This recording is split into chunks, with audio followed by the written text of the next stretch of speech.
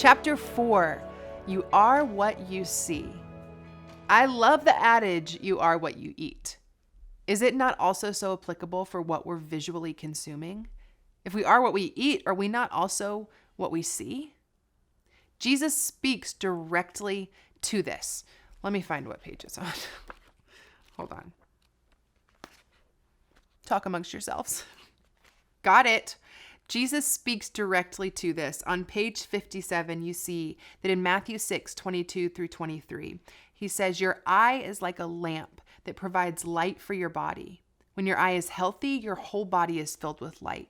But when your eye is unhealthy, your whole body is filled with darkness.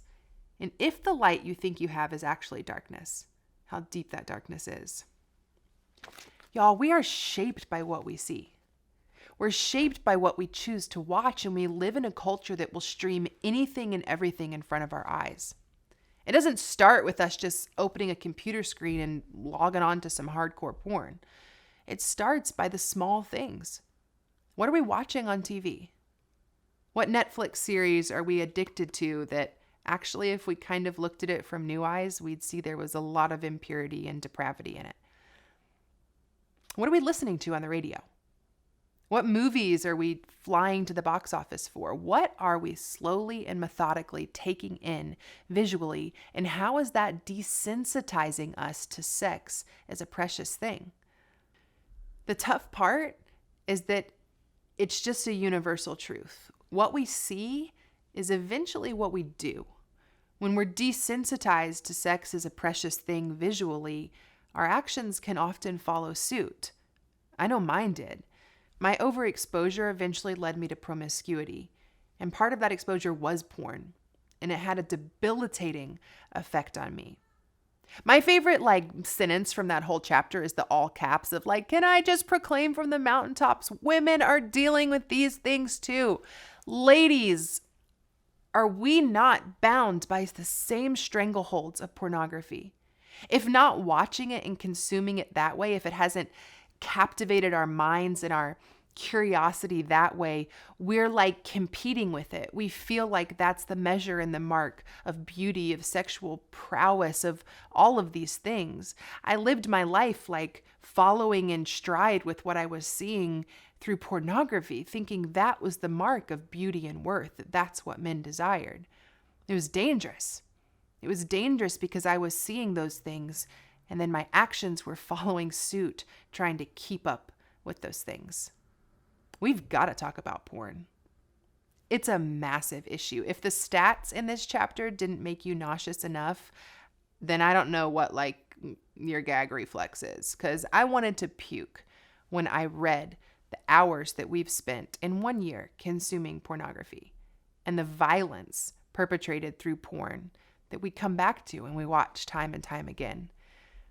Man, our eyes, they're filled with darkness right now. God calls us to take accountability for what we see. He calls us to be intentional about what's set before our eyes.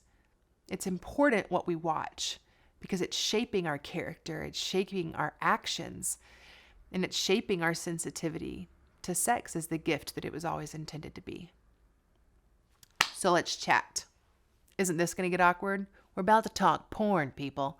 Sit down with your group or whoever you're studying with this and get real, get raw. Maybe it's something you've never wrestled with, but I guarantee you've seen some things you shouldn't see or didn't even want to see on social media. Porn's rampant. It's everywhere. So we can all relate and connect on this level of things. Question number 1, take inventory. What are you visually consuming regularly? What TV shows are you watching? What are you following on social media? What movies are you lining up to see? What are you listening to? I mean, just take inventory of your life right now and what you're consuming. It's important. We've got to recognize it. We've got to just lay it out there. So write a list. What are you taking in? You are what you see. Okay, now let's talk about porn. What's your degree of exposure to it? Is it something you've come across once? Is it something you watch regularly? Is it something you literally feel enslaved to, like I did for a lot of my life? Porn's out there. We're seeing it. To what degree is it coming in and out of your life. Number 3, why do you think Scripture urges us to be intentional about what we're visually consuming? Do you genuinely think it matters? Talk about it. Okay, we got through the most awkward part about porn. The rest is downhill. We made it through chapter 4. I'll see you guys for chapter 5 and we'll chat a little bit more.